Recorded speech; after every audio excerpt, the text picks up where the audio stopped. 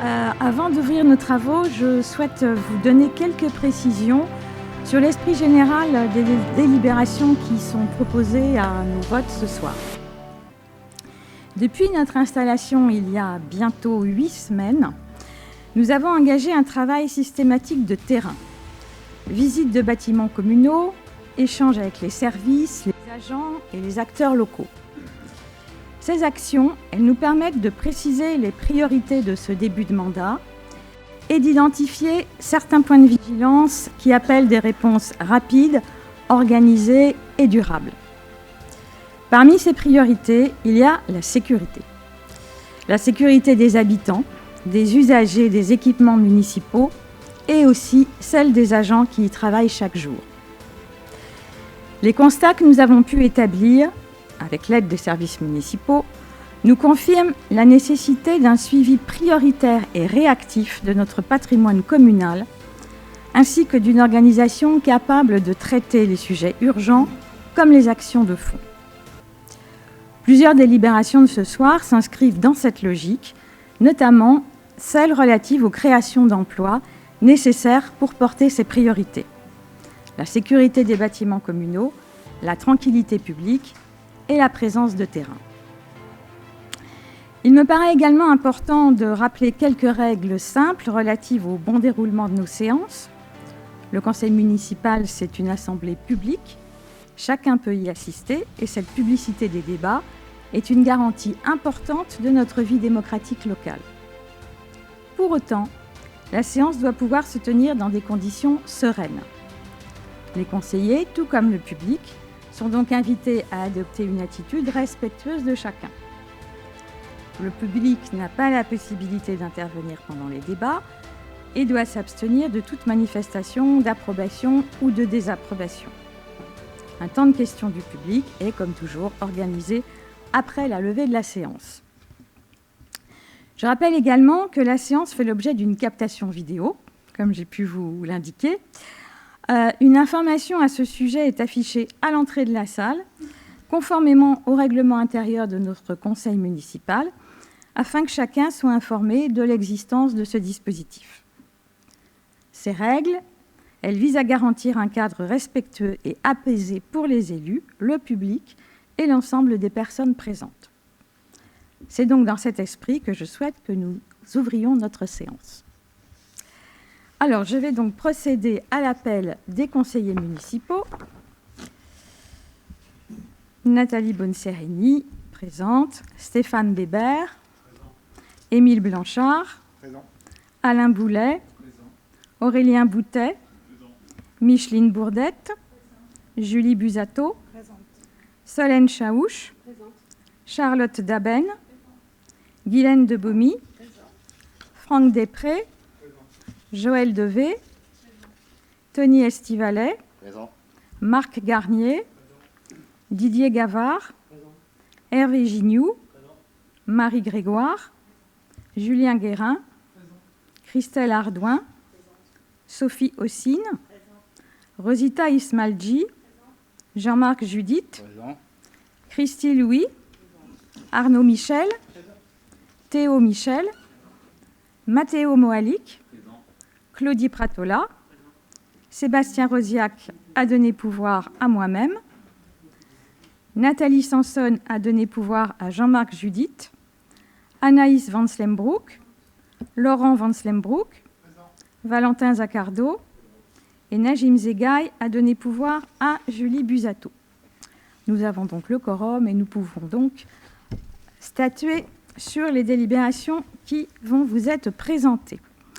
Alors, notre ordre du jour, il appelle tout d'abord l'approbation du procès-verbal du 28 avril 2026, notre dernier conseil. Est-ce que vous avez des remarques à faire sur ce procès-verbal ? Je n'en vois pas. On me signale que j'ai oublié de proposer un secrétaire de séance. Donc, par ordre alphabétique, c'est le tour de Monsieur Boulet, qui est volontaire, et je l'en remercie. Donc, nous pouvons approuver ce procès-verbal. Qui est contre ? Qui s'abstient ? Eh bien, le procès-verbal du 28 avril est adopté à l'unanimité. Je vais maintenant vous présenter le compte-rendu des décisions du maire. Nous en avons 7. Il y a une première convention d'assistante juridique avec Maître Van Elsland, avocat, moyennant un taux horaire de 290 € hors TTC.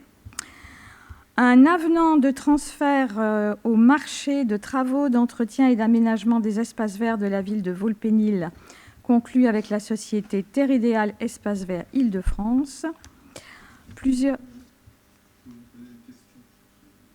je vais peut-être d'abord lire toutes les décisions et puis... l'achat d'une concession collective au cimetière, la signature du 3e avenant au bail commercial conclu avec la société KSB 77 qui exploite le restaurant L'Artiste et qui précise la reconduction de la réduction exceptionnelle et temporaire de loyer, réduction de 1 000 € TTC, ramenant le loyer à 646,05 € TTC pour la période d'avril à septembre 2026. L'achat d'une case au columbarium, l'achat d'une concession collective et enfin l'achat d'une 2e concession collective. Alors, Monsieur Boulet, vous avez une question ? Il faut que vous mettiez votre micro, s'il vous plaît. Oui, c'est concernant l'avenant, mais plus particulièrement sur l'objet du marché qui porte sur l'entretien et l'aménagement des espaces verts, notamment dans la mesure où la commune dispose de services techniques. Et j'aurais voulu savoir si vous pouviez nous préciser les critères de répartition des tâches entre celles confiées aux titulaires du marché et celles qui sont confiées aux services techniques, aux services communaux. Honnêtement, non. Je ne sais pas le détail. Non, je ne saurais pas vous dire comment se fait la répartition. Je peux vous donner le détail de ce qui est prévu au marché. Je pense que la commune a une certaine pouvoir d'appréciation sur les tâches qu'elle conserve à travers ses travaux en régie et celles qu'elle souhaite externaliser à une commune. Ce marché, je pense qu'il a été conclu de manière à venir en complément du travail des services techniques, notamment pour la tonte des nombreux espaces verts que nous avons. Maintenant, je pourrais vous donner pour le prochain conseil municipal la répartition exacte, parce que c'est effectivement un sujet intéressant. Et comme notre directeur des services techniques n'a pas été sollicité pour être présent, je ne sais pas vous donner la réponse. Merci de cette première précision. Pas d'autres questions sur ces décisions du maire ? Je n'en vois pas. Nous allons donc pouvoir commencer à travailler sur les délibérations qui sont à l'ordre du jour de ce Conseil. La première délibération concerne la modification des membres de la commission urbanisme. Et pour vous la présenter, je donne la parole à Jean-Marc Judith. Merci Madame le maire. Bonsoir à tous. Alors, modification des membres de la commission urbanisme. Madame le maire étant présidente de droit de la dite commission, elle ne peut en être membre. En remplacement de Madame le maire, Madame Guylaine de Beaumy est donc proposée pour siéger au sein de la commission urbanisme pour le groupe Vaux-le-Pénil Notre Ville, Notre Vie. La répartition des sièges reste inchangée, à savoir la liste Vaux-le-Pénil Notre Ville, Notre Vie dispose de 4 sièges, la liste Notre Bien Commun dispose d'1 siège, la liste Protégée Vaux-le-Pénil dispose d'1 siège. Il est donc demandé au conseil municipal de désigner Madame Guylaine de Beaumy comme membre de la commission urbanisme. Y a-t-il des questions sur cette délibération ? Je n'en vois pas, donc je vais vous proposer de voter. Qui est contre ? Qui s'abstient ? 1, 2, 3, 4, 5, 6. 6 abstentions. Je vous remercie. La délibération est donc adoptée. La prochaine délibération concerne une indemnisation suite au sinistre intervenu sur la route de Nangy Et je vais donc demander à Émile Blanchard de nous la présenter. Oui, merci Madame le maire. Bonsoir à toutes et à tous. Alors, ces délibérations concernent l'indemnisation amiable de plusieurs administrés ayant subi des dommages matériels sur leur véhicule à la suite de dégradations de chaussées constatées route de Nangy. Alors, pour situer, on est entre l'Intermarché d'un côté et la cheminée géothermie de l'autre. Donc, il y avait une zone ici au niveau de la route qui était fortement dégradée. Depuis la fin de l'année 2025, plusieurs signalements ont été adressés à la commune, principalement pour des détériorations de pneumatiques et de jantes. Dès connaissance de la situation, les services techniques sont intervenus à plusieurs reprises afin de sécuriser la zone, de mettre en place un balisage provisoire et de réaliser des opérations de rebouchage dans l'attente d'une réparation plus durable. Parallèlement, un travail de vérification a été mené avec la communauté d'agglomération Melun-Val de Seine, la CAMVES, afin de confirmer la compétence de la commune sur cette portion de voirie. La CAMVES a confirmé que cette voie ne relevait pas du périmètre de voirie transféré au titre des zones d'activité économique. Au regard des justificatifs transmis par les administrés concernés et afin d'apporter une réponse rapide, pragmatique et proportionnée à cette situation, il est proposé de procéder à une indemnisation amiable pour un total de 2 829,10 € TTC. Cette solution permet d'éviter des démarches contentieuses, inutilement longues, pour des administrés et comme pour la collectivité, tout en assumant de manière responsable notre devoir de gestion et de suivi de l'espace public.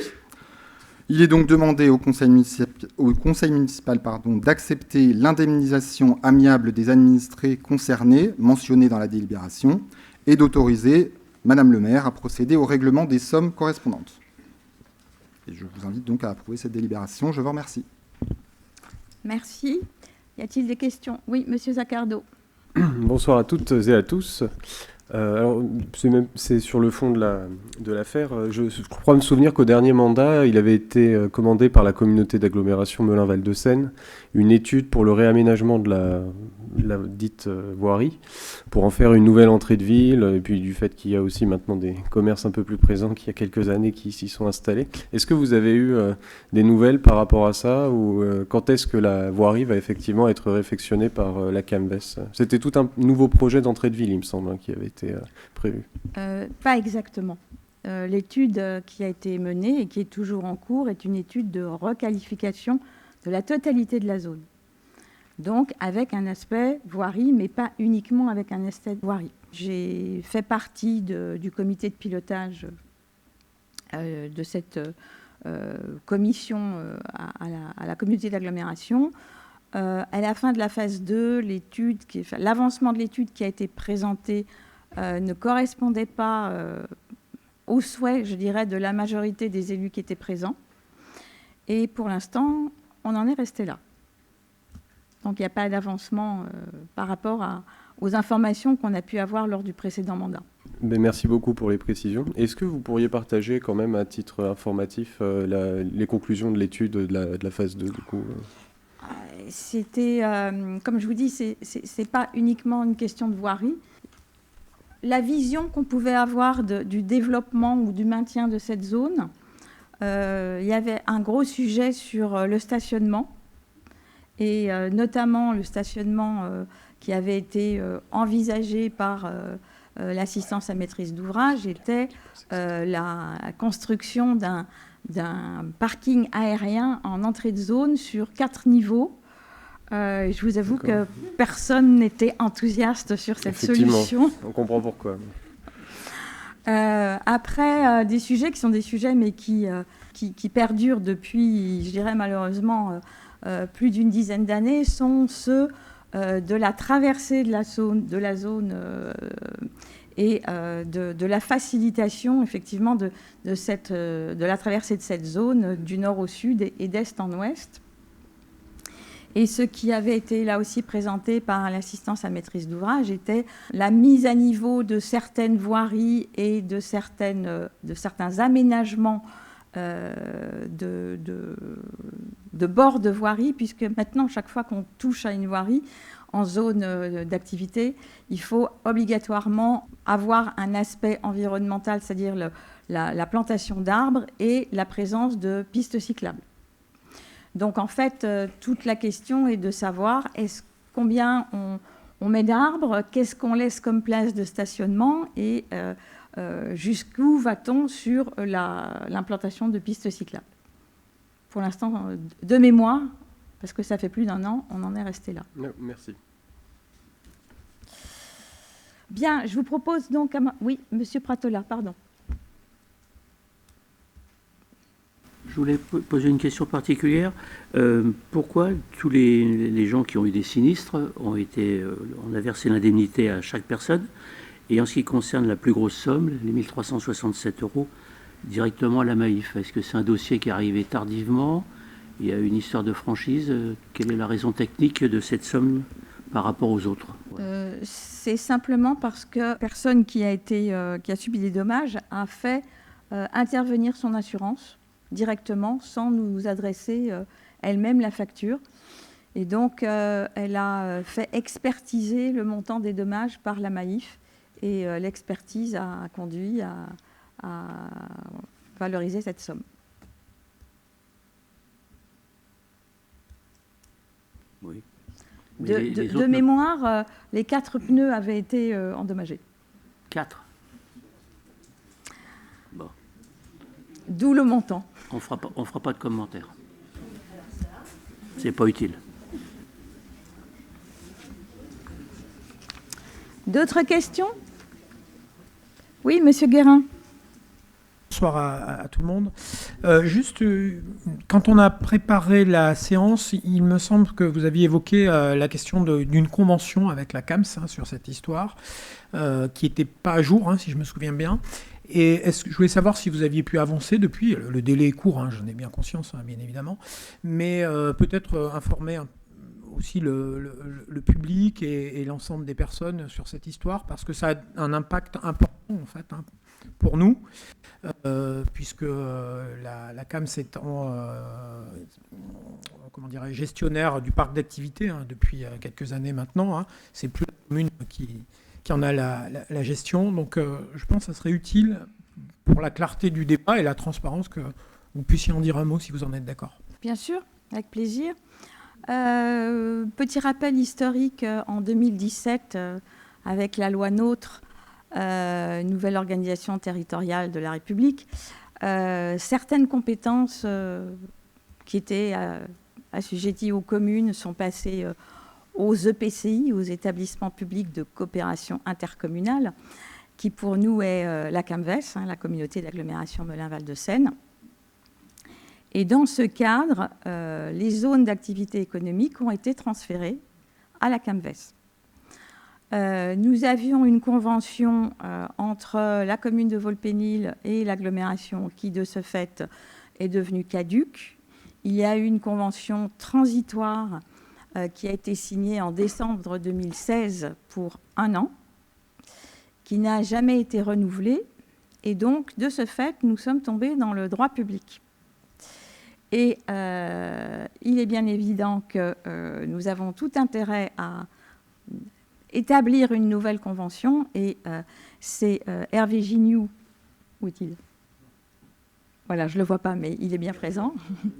C'est Hervé Gignoux qui a une délégation au niveau de la communauté d'agglomération Melun-Val de Seine sur les zones d'activité, qui sera chargé de porter nos arguments et de négocier donc la rédaction d'une nouvelle convention qui, nous l'espérons bien, sera plus favorable à Volpénil. Oui, Monsieur Guérin. Oui, merci pour ces précisions. Dans l'esprit d'un travail collectif, étant élu à la CAMS, je suis disposé, si vous en êtes d'accord, à ce qu'on puisse avancer ensemble sur ce sujet, puisque quand on est à la CAMS, on est là pour défendre les intérêts de la ville, voilà, au-delà des clivages qu'il peut y avoir par ailleurs. Donc nous avons intérêt, je l'avais déjà dit dans le mandat précédent, ça n'a jamais été possible hélas, que nous puissions sur des dossiers stratégiques qui impliquent les intérêts de Volpénil, le faire ensemble quand c'est nécessaire. Et sur ce sujet, je pense que ça peut être le cas. Bien sûr, alors sans aucun problème. Et je pense d'ailleurs que vous avez pu remarquer que c'est aussi l'optique qui est celle du président de l'agglomération. Pas d'autres prises de parole sur ce sujet? Bien, je vous propose de voter donc sur cette indemnisation. Qui est contre? Qui s'abstient? Cette délibération est adoptée à l'unanimité. Je vous en remercie. Notre troisième délibération porte sur l'autorisation qui m'est donnée, que je sollicite, de signer un avenant à la promesse synallagmatique de bail amphithéotique administratif conclu avec la société 3F Résidence, et c'est Jean-Marc Judith qui va nous en parler. Merci. Donc, autorisation donnée à Madame le maire de signer un avenant à la promesse synallagmatique de bail amphithéotique administratif conclu avec la société 3F Résidence. Il nous est proposé par cette délibération d'autoriser Madame le maire à signer un avenant à la promesse synallagmatique de bail amphithéotique administratif conclu avec la société 3F Résidence. Il s'agit de l'extension de la résidence sociale de jeunes travailleurs située rue du Maréchal Juin, avec la création prévue de 44 nouveaux logements. Ce projet répond à un enjeu essentiel, permettre à de jeunes actifs ou à de jeunes en insertion professionnelle de trouver une solution de logement adaptée, accessible et située au plus près des bassins d'emploi, des services et des transports. C'est un projet qui touche directement à l'autonomie des jeunes, à leur insertion et plus largement à l'équilibre social de notre territoire. Il rentre par ailleurs dans le cadre du contrat de mixité sociale 2023-2025 signé par la précédente majorité municipale qui fixait nos engagements pour respecter les obligations de la loi SRU en matière de quotas de logements sociaux. La promesse de bail avait été signée le 13 juin 2025. Elle prévoyait notamment que le dépôt du permis de construire devait intervenir dans un délai de 9 mois, soit avant le 13 mars 2026.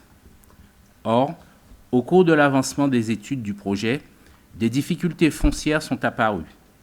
Elles concernent notamment les limites réelles d'emprise du projet, avec un débordement de 2 places de stationnement sur une parcelle voisine. Ces éléments n'ont pas permis à 3F Résidence de déposer le permis de construire dans le délai initialement prévu. La commune et 3F Résidence se sont rapprochés lors d'une réunion organisée le 2 avril 2026 afin d'examiner les suites à donner au dossier et les modalités permettant de poursuivre l'opération dans de bonnes conditions. Des démarches de régularisation foncière sont aujourd'hui engagées. L'avenant proposé a donc pour objet de prolonger les délais contractuels et d'actualiser le calendrier prévisionnel de l'opération afin de tenir compte de ces démarches en cours. Il est important de préciser que cet avenant ne modifie ni l'économie générale du projet, ni sa destination. Il ne remet donc pas en cause l'objectif initial, permettre la réalisation de logements supplémentaires au bénéfice des jeunes travailleurs.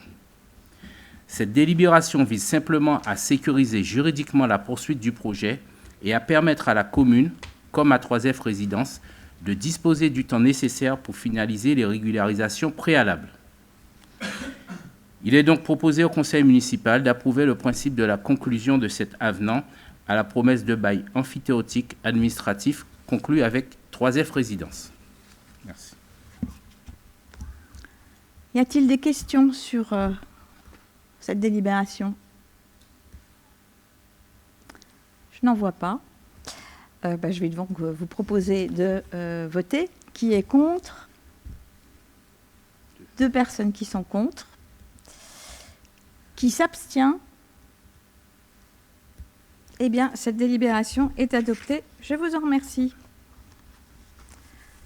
Nous passons maintenant à une délibération qui concerne notre environnement, puisqu'il s'agit de donner l'avis de la commune dans le cadre de l'enquête publique relative au renouvellement de l'autorisation du plan de gestion pluriannuel des opérations de dragage du bassin de la Seine pour le lot A, pour une période de 10 ans.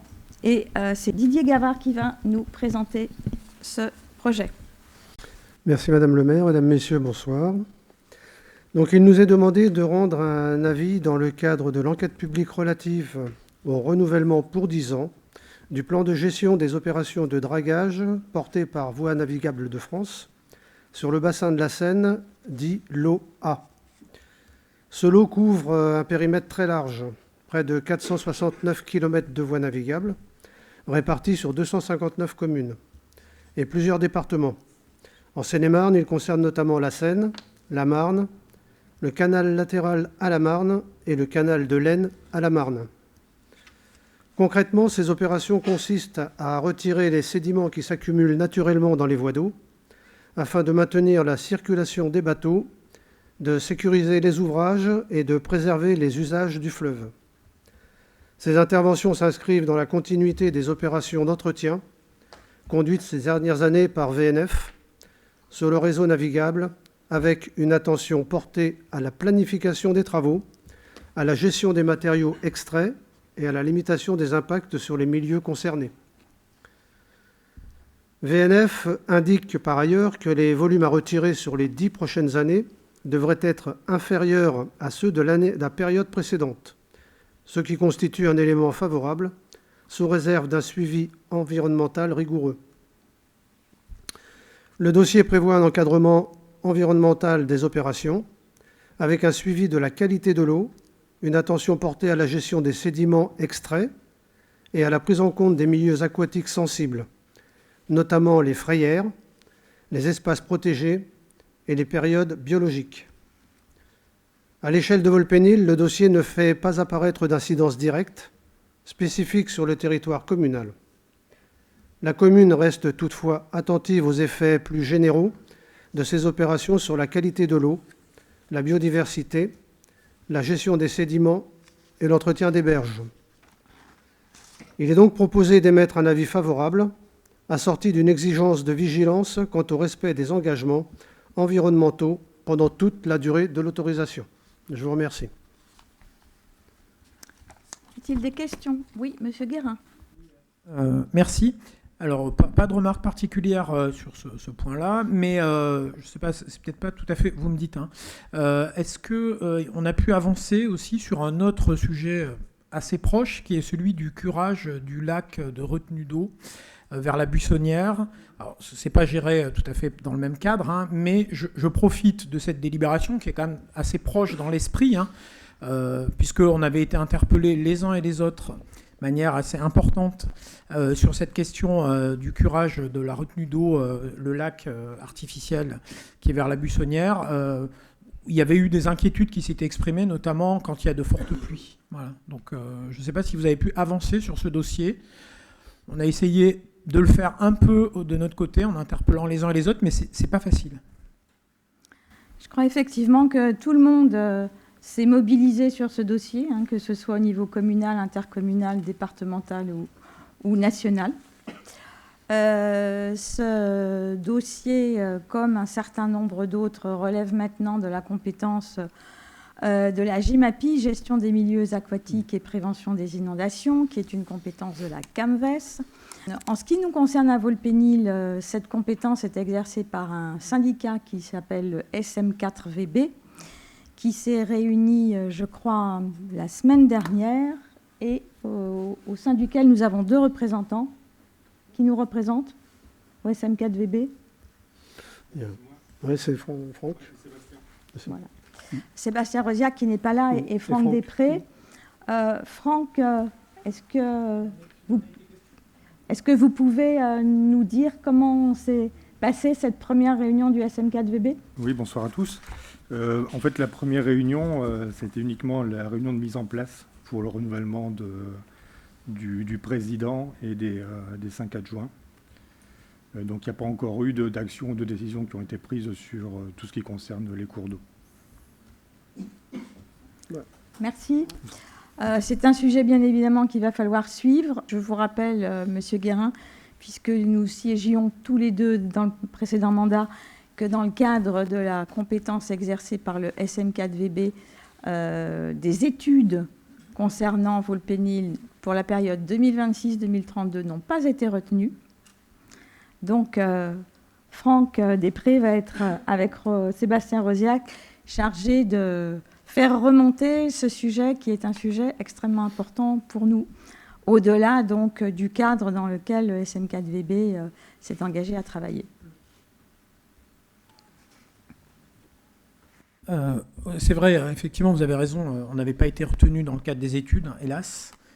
Est-ce qu'on avait suffisamment défendu notre bout de gras? Je ne sais pas. Je peux pas, j'étais pas dedans, mais voilà. Je pense quand même si on n'a pas été retenu, qu'il faudra, à mon avis, que la question soit reposée dans le cadre de ce syndicat par nos représentants, mais je ne doute pas que vous allez le faire. Et sur cette question, vous pourrez compter sur nous pour pousser, y compris à la CAMS, s'il faut. Merci. D'autres remarques ou questions sur cette délibération?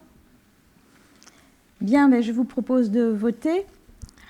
Qui est contre l'avis favorable avec les considérants que nous avons évoqués? Qui s'abstient? Eh bien, c'est une délibération qui est adoptée à l'unanimité. Je vous en remercie. Nous abordons maintenant le chapitre des ressources humaines. Et je vous propose de vous exposer la mise à jour du tableau des emplois. Cette délibération vous propose la création de 4 postes clés. Ce sont des recrutements qui sont destinés à mettre en œuvre le projet de mandature que nous avons défendu pour une ville plus sûre, plus dynamique et mieux structurée, avec 3 objectifs poursuivis. Le premier est de renforcer la tranquillité publique en créant un nouveau binôme policier municipal et assistant de surveillance de la voie publique, de manière à accroître notre capacité d'intervention et de prévention, en étendant les patrouilles sur des créneaux horaires plus larges et en assurant une présence dissuasive sur un plus grand territoire de notre commune. Le deuxième axe consiste à préparer et à sécuriser l'avenir en créant un poste de directeur général adjoint au projet stratégique. Il s'agit de travailler sur l'anticipation des événements de manière à répondre rapidement et efficacement aux situations inattendues auxquelles notre collectivité peut être confrontée. Dans cette stratégie, il y a aussi un volet qui consiste à mettre en place une gestion de la relation avec les usagers, que sont donc tous les habitants de Vaux-le-Pénil, mais aussi toutes les personnes qui utilisent les espaces communaux, de manière à ce que cette gestion soit mieux adaptée aussi bien aux attentes de la population qu'à la qualité des conditions de travail des agents municipaux. Le troisième axe consistera à soutenir le tissu économique local en créant un poste d'assistant attractivité économique locale, de manière à permettre aux entreprises, aux commerçants et aux artisans de prospérer, aux nouveaux entrepreneurs de s'implanter et à nos jeunes de trouver des opportunités professionnelles sans quitter le territoire. Cette vision, elle suppose une action publique volontariste, organisée et professionnalisée. Aussi, je vous propose d'accepter la création de ces 4 emplois. Y a-t-il des remarques? Monsieur Boutet, pardon. Bonsoir à toutes et à tous. C'est une explication de vote. Alors, déjà, on déplore que vous fassiez voter en bloc, dans une seule délibération, la création de ces postes, qui répondent à des besoins différents et sur lesquels nous nous positionnerions de manière différente si les délibérations avaient été séparées. En effet, si nous considérons nécessaire la création du binôme policier municipal ASVP, nous nous questionnons quant à la création à nouveau de postes de cadre que vous proposez ici. En effet, en l'espace de quelques mois, vous avez annoncé, alors que vous annonciez la nécessité de réduire certaines dépenses afin de tenir votre promesse de baisse de 10% de la taxe foncière, vous avez annoncé la création de 4 postes de cadre. Un poste de directeur de cabinet, un poste de responsable de logement, un poste de DGA et un poste d'assistant d'attractivité économique. Alors, tout d'abord, nous voyons là une certaine continuité dans la politique de la mandature précédente, je m'explique. Une politique à laquelle il me semble que vous vous opposiez, comme nous, à l'époque, quand vous étiez dans l'opposition, qui consiste à continuer à créer des postes de cadre alors que des besoins existent en matière de fonctions d'exécution dans certains services. Par ailleurs, il aurait été intéressant de chiffrer ces postes en vue justement en vue du débat budgétaire que nous allons avoir. On l'anticipe un peu, hein, j'admets. Et donc, vous demandez au conseil municipal aujourd'hui d'engager des dépenses alors que nous n'avons aucune information sur la façon dont vous allez financer les 1,2 million d'euros que représente la baisse de 10% de la taxe foncière. Donc, on ne sait pas quelles sont les économies que vous envisagez, dans quels services, et sur quelles nouvelles recettes vous comptez pour justement financer ces 1,2 million d'euros. Donc, nous n'avons aucune visibilité sur votre feuille de route budgétaire, et on se permet de poser quelques questions, et nous avons quelques inquiétudes par rapport à ça. Encore une fois, vous allez nous dire qu'on anticipe le débat autour du budget, mais on se questionne, par exemple, sur le remplacement éventuel ou le non-remplacement des départs en retraite. Si vous envisagez l'externalisation de certains services, avec l'efficacité que l'on sait, par exemple l'entretien de la zone d'activité, ou la gestion du cinéma, où très clairement, depuis plusieurs mois, on a une rupture de la continuité du service public. Donc, du fait de ce flou artistique en matière d'information budgétaire et aussi de la politique de gestion du personnel, nous nous abstiendrons sur cette délibération. Bien, alors même si c'était une explication de vote, vous avez quand même posé un certain nombre de questions auxquelles je vais m'empresser de répondre. D'abord, vous avez fait une erreur, vous avez dit qu'on créait 4 postes de cadre. L'assistant attractivité économique n'est pas un poste cadre. C'est un catégorie B. Non, c'est une catégorie B. C'est pas à vous que je vais apprendre la classification de la fonction publique territoriale. Alors déjà, je vais vous dire une chose, c'est moi, je ne vois pas d'inconvénient à ce qu'on vote cadre d'emploi par cadre d'emploi. On peut tout à fait faire 4 délibérations consécutives, il n'y a aucun problème là-dessus. Mais je vais répondre d'une manière générale. D'abord, vous rassurer sur le fait que ces créations d'emplois, elles ne vont pas générer de dépenses budgétaires du fameux chapitre 012. Et ça, pour une question vraiment strictement mécanique. À savoir qu'on s'aperçoit, à la date donc sur ce premier tiers d'année, qu'il y a une exécution budgétaire qui est par rapport à ce qui était voté au budget 2026, qui est excédentaire. Ça, c'est la première chose. Et il y a un autre effet mécanique, c'est qu'il y a quelques recettes dans ce chapitre 012 auxquelles nous ne nous étions pas attendus, je pense, quelle que soit la majorité qui a porté ce budget, qui est tout bêtement, si on peut dire, la perception des indemnités journalières de sécurité sociale, ce qui n'est pas une bonne nouvelle, mais financièrement, c'est quand même quelque chose sur lequel il faut compter.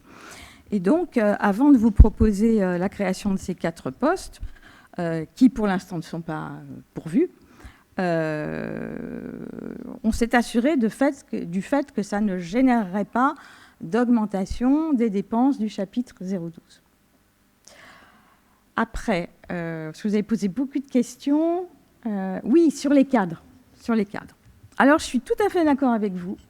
Quand nous étions dans l'opposition, et nous avons, je dirais, systématiquement les uns et les autres adopté une attitude où nous nous abstenions sur tout ce qui était chapitre des relations humaines, nous nous sommes aperçus que si certains services étaient en difficulté, c'était parce que justement, il n'y avait pas d'installer dans cette collectivité la notion de transversalité et la notion de conduite du changement. Ça, ce n'est pas quelque chose qui s'apprend, ce n'est pas quelque chose qu'on peut déléguer à des services qui sont déjà en tension. Et donc, si on veut pouvoir dérouler un projet de mandature qui corresponde à ce que nous avons présenté aux électeurs, si nous voulons le faire efficacement et que ça se passe aussi le mieux possible pour les services, il faut effectivement renforcer l'équipe des cadres, tout au moins de manière temporaire. Voilà. Monsieur Pratola. Monsieur Théo Michel. Merci Madame le maire, bonsoir à tous. Déjà, on est heureux que la gauche se préoccupe de l'augmentation des dépenses publiques. Ça nous change du programme de la France Insoumise, parti qui vous soutient. Donc on est agréablement surpris quand on écoute Monsieur Boutet être vigilant, quand il est vigilant à la hausse des dépenses publiques. Ça, c'est le premier élément. Deuxièmement, nous, on regrette évidemment que, manifestement, vous allez peut-être changer de position à ce niveau-là sur le vote en un seul bloc. Nous, voilà, si vous êtes ouverte à modifier potentiellement ce vote, nous, on serait satisfait, puisque, évidemment, sur le recrutement de la personne en charge de la sécurité, on votera pour. Donc si voilà, on peut potentiellement modifier le mode de scrutin, ça serait évidemment une très bonne chose. Et concernant les 3 autres emplois qui seraient créés, on souhaiterait quand même apporter notre inquiétude à ces débats, puisque vous avez annoncé une baisse de la taxe foncière de 10%, et pour l'heure, on ne voit pas quelles sont les mesures d'économie vous prévoyez pour subvenir aux dépenses de fonctionnement qu'il faudrait faire face à cette baisse des dépenses de la taxe foncière. Donc pour ces raisons-là, on votera potentiellement pour la création du poste en charge de la sécurité, et on s'abstiendra sur les autres créations de postes. Bien. Alors, je vais faire un complément d'information. Certes, on ne va pas discuter aujourd'hui des économies que nous avons trouvées, parce que ce sera l'objet du prochain conseil municipal où nous allons voter le budget supplémentaire. Voilà, je pense que je ne peux que revenir sur ce que j'ai dit, à savoir que ces créations de postes ne vont pas générer d'augmentation du fameux chapitre 012 qui concerne les dépenses de personnel. Donc, je vais vous proposer de voter poste par poste. Concernant la création de l'emploi de policier municipal, qui est contre, qui s'abstient, eh bien, cette création est adoptée à l'unanimité. Maintenant, je vous propose de voter sur la création du poste d'ASVP. Qui est contre? Qui s'abstient? Donc, il y a 2 abstentions. Oui. Sur le poste d'assistant attractivité économique locale. Qui est contre? Qui s'abstient? 2 abstentions. Concernant la création du poste de directeur général adjoint projet stratégique, qui est contre? Qui s'abstient? 8 abstentions. Je vous remercie. Nous allons maintenant passer à une délibération qui est complémentaire à celle-ci, mais un petit peu différente, qui consiste à la mise à jour du tableau des effectifs. Alors, j'ai le même discours que la fois dernière. Le tableau des effectifs, c'est une annexe budgétaire obligatoire à visée comptable et normative, et qui se trouve donc mécaniquement en décalage avec la création d'un emploi au tableau des emplois, et parce que la mise à jour de ce tableau des effectifs, elle dépend uniquement de savoir si l'agent qui sera positionné sur l'emploi créé.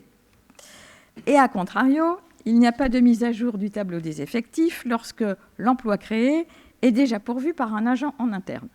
Voilà. Si vous avez compris quelque chose, c'est que j'ai été particulièrement didactique, mais si vous n'avez pas tout compris, je pense qu'au fur et à mesure de nos délibérations, puisqu'il y en a quasiment à chaque fois, on finira par avoir une vision plus claire de ce jeu de presque de chaises musicales. Il vous est donc proposé pour cette mise à jour du tableau des effectifs la création d'un poste de rédacteur territorial à temps complet pour faire suite à la création de l'emploi d'assistant attractivité économique locale. La création d'un poste de gardien brigadier à temps complet pour donner suite à la création de policier municipal. La transformation d'un poste d'assistant d'enseignement artistique à temps non complet, 7h30, en un poste d'assistant d'enseignement artistique principal de 2e classe, à temps non complet, toujours pour 7h30, pour donner suite à l'évolution professionnelle d'un professeur de musique. Ce n'est donc pas une création, c'est juste l'évolution professionnelle du même agent. Et enfin, la transformation d'un poste d'éducateur de jeunes enfants à temps complet en un poste d'agent social territorial à temps complet pour donner suite au recrutement d'un agent à la petite enfance. Et il vous est donc demandé d'accepter la mise à jour de ce tableau des effectifs. Y a-t-il des questions? Monsieur Guérin. Oui, ce n'est pas une question, c'est une explication de vote qui est en cohérence avec les propos qu'on a tenus avant par M. Boutet par rapport au manque de visibilité financière de ces postes, même si vous avez apporté des réponses. Elles ne nous satisfont pas complètement. Hein. J'avais dit la dernière fois que vous nous obligiez en quelque part à nous dire voilà, il faut nous croire, hein, on ne fait pas de procès d'intention, mais nous verrons au débat budgétaire du mois prochain. Donc, n'ayant pas suffisamment d'éléments financiers sur le sujet, puisque, contrairement à ce que pensent certains, nous nous sommes toujours montrés extrêmement soucieux des deniers publics au niveau local, mais quand on arrive à Volpénil, on n'est pas forcément au courant. Hein. Donc, voilà, nous abstiendrons sur ce sujet. Merci. D'autres prises de parole? Bien, je vous propose donc de voter sur la mise à jour du tableau des effectifs. Qui est contre? Qui s'abstient? 8 abstentions. Je vous en remercie. Nouvelle délibération sur les relations humaines, c'est la création de postes saisonniers pour la direction adjointe enfance, jeunesse et sport. Dans le... Non, alors j'en ai passé une. J'en ai sauté une? Ah, pardon. Fixation effectivement du nombre des représentants du personnel au sein du comité social territorial.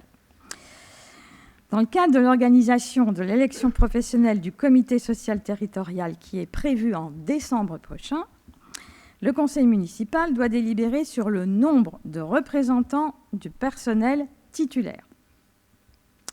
Le nombre de représentants du personnel titulaire dans la formation spécialisée de ce même comité social territorial est égal à la formation plénière.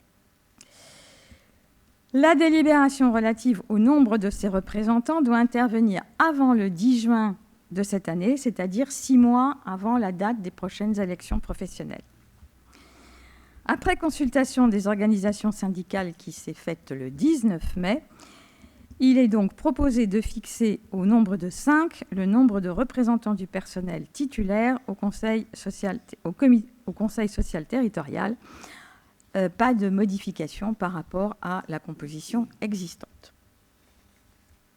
Y a-t-il des questions? Monsieur Boulet. Merci Madame le maire. Oui, une demande de précision dans la mesure où effectivement le fait de désigner paritairement, j'irai à 5, les 2 collèges, collectivités et personnels nous agrée. Donc le personnel, par voie électorale, désignera ses représentants. Et pour la collectivité, il appartient réglementairement, me semble-t-il, au maire, par voie d'arrêté, de désigner les représentants de la collectivité. Pour ce dernier collège, envisagez-vous, Madame le maire, d'assurer au sein de celui-ci une représentation proportionnelle des groupes politiques? Voilà ma question. Mais écoutez, je n'ai pas encore été amenée à réfléchir sur ce sujet, mais je prends en compte ce que je considère comme une demande. Et donc, lorsque je serai amenée à prendre cet arrêté, j'en tiendrai compte. Y a-t-il d'autres questions? Bien, je vous propose donc de voter sur cette délibération. Qui est contre? Qui s'abstient? 2 abstentions. Je vous en remercie. Donc, nous passons à la création de postes de saisonniers pour la direction adjointe enfance, sport et jeunesse. Comme tous les ans, la ville va recruter des personnels contractuels pour assurer des missions occasionnelles de courte durée, pour assurer le bon fonctionnement des services de la direction adjointe enfance, jeunesse et sport, notamment durant les vacances scolaires. Sous réserve des crédits inscrits au budget primitif de cette année, il convient de procéder à la création de 7 postes saisonniers pour cette même direction. Et donc, il est demandé au conseil municipal de bien vouloir accepter la création de 7 postes saisonniers à temps complet pour l'année 2026. Y a-t-il des questions? Je n'en vois pas. Donc, nous allons procéder au vote. Qui est contre? Qui s'abstient? Eh bien, cette délibération est adoptée à l'unanimité. Je vous en remercie. Nous avons un dernier sujet RH qui est celui de la prise en charge des congés bonifiés pour l'année 2026. Alors, cette année, nous avons 2 agents de la commune qui ont formulé une demande pour bénéficier d'un congé bonifié. Conformément au décret du 2 juillet 2020 qui a réformé la question des congés bonifiés, la durée maximale du séjour que l'on peut prendre en charge est de 31 jours calendaires. Dans ce cadre, chaque commune doit prendre en charge les frais de transport aérien aller et retour sur la base du tarif le plus économique, les frais de bagages limités à 40 kg par personne, le versement au retour du congé bonifié d'un complément de rémunération appelé indemnité de cherté de vie et qui varie selon la destination de l'agent. Pour l'année 2026, nous avons donc un agent et son conjoint qui souhaitent partir à La Réunion, un agent et un enfant à charge qui souhaitent partir à la Guadeloupe. Il nous est donc demandé d'autoriser l'octroi de ce congé bonifié aux agents demandeurs, à la question bien évidemment qu'ils remplissent les conditions, ainsi qu'un supplément de rémunération versé pendant toute la durée du congé dans la limite de 31 jours, de 40% pour la Guadeloupe et de 35% pour la Réunion, au titre de l'indemnité de cherté de vie et de prendre en charge les frais de voyage de ces agents. Y a-t-il des questions? Je n'en vois pas. Donc je vais vous proposer de voter. Qui est contre? Qui s'abstient? Cette délibération est adoptée à l'unanimité. Je vous en remercie. J'en ai fini avec les questions de ressources humaines et nous allons passer au domaine de la culture avec 2 sujets. Le premier concerne l'actualisation des tarifs du Conservatoire de musique pour l'année scolaire 2026-2027 et c'est Julie Busato qui va nous les présenter.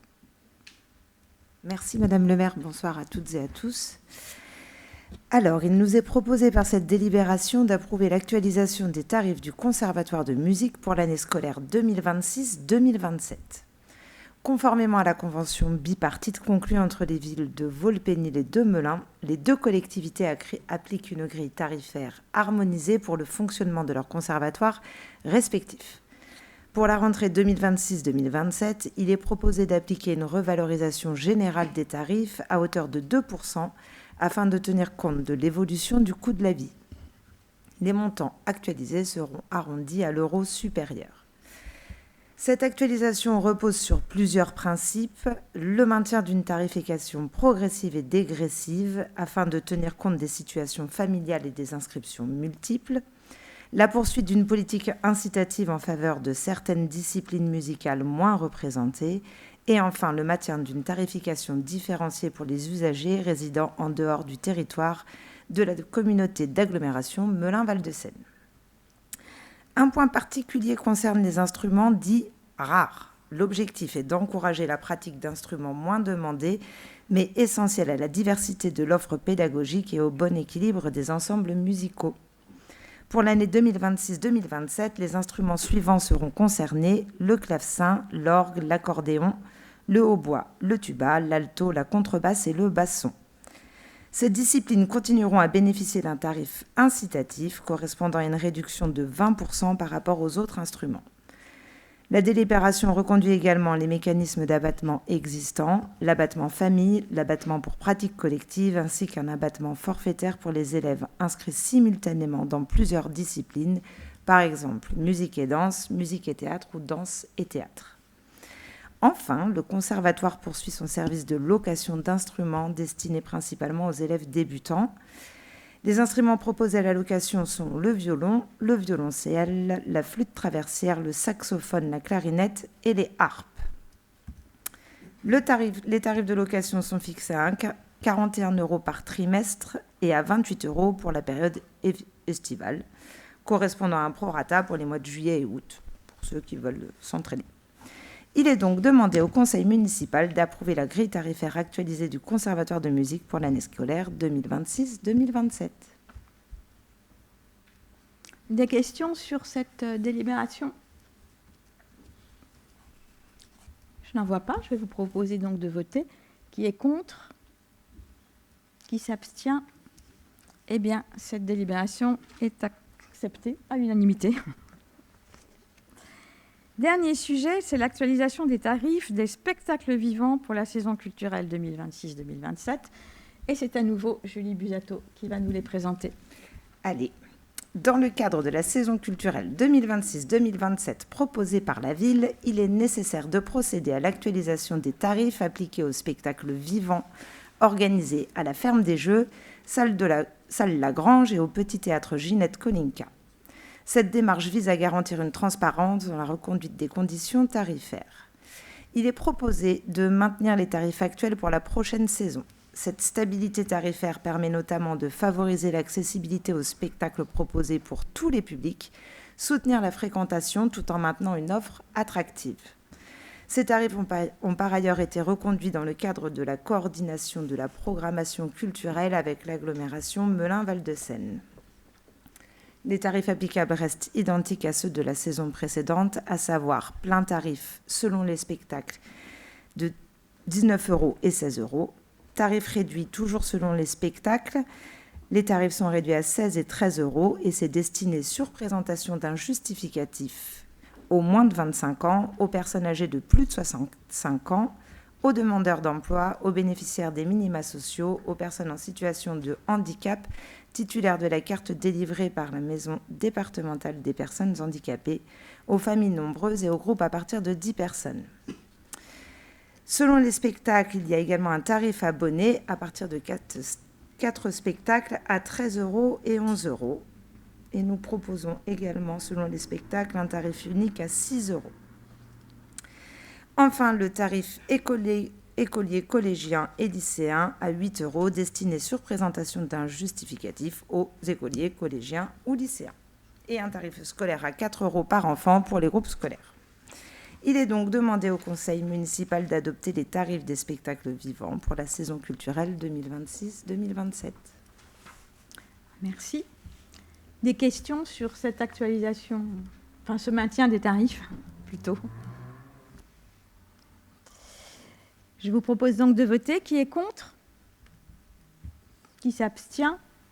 Eh bien, ce maintien des tarifs est adopté à l'unanimité. Je vous en remercie.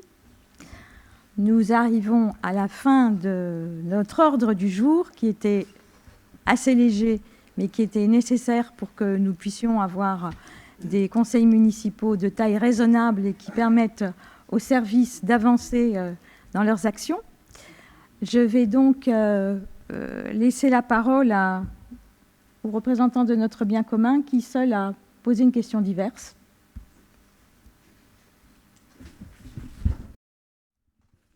Bonsoir à tous. Vous avez souhaité intégrer un directeur de cabinet dans votre équipe. Nous aimerions tout d'abord savoir quelles seront ses missions. Par ailleurs, nous entamons un mandat avec un objectif de sobriété budgétaire puisqu'une baisse de 10% de la taxe foncière va amputer le budget d'une somme conséquente. En quoi, selon vous, était-il nécessaire de faire appel à cette compétence? Merci. Eh bien, les missions du directeur de cabinet sont celles de tout directeur de cabinet dans une commune de notre strate.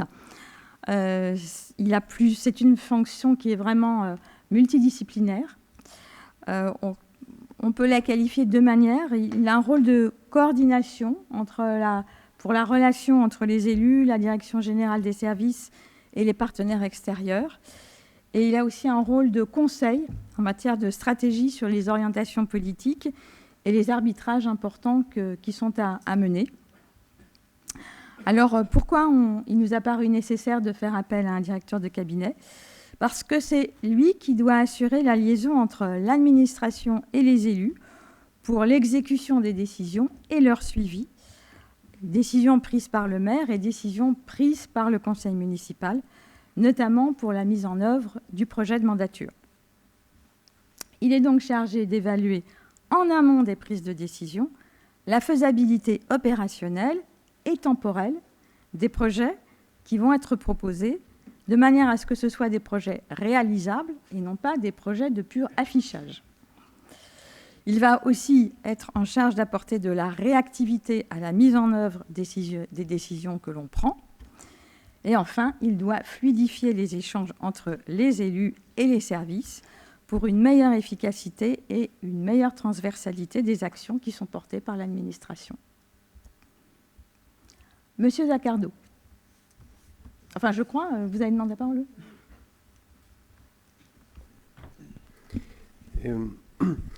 C'est juste une question. Est-ce que ça ne devait pas faire l'objet d'une délibération ? Non, pas du tout. Il y avait déjà des crédits qui étaient ouverts ? Oui, absolument. Le poste était simplement pas vacant. D'accord. C'est ça. Il n'y avait pas eu d'autres questions diverses, donc je vous propose que nous levions la séance et que nous laissions la parole aux questions du public.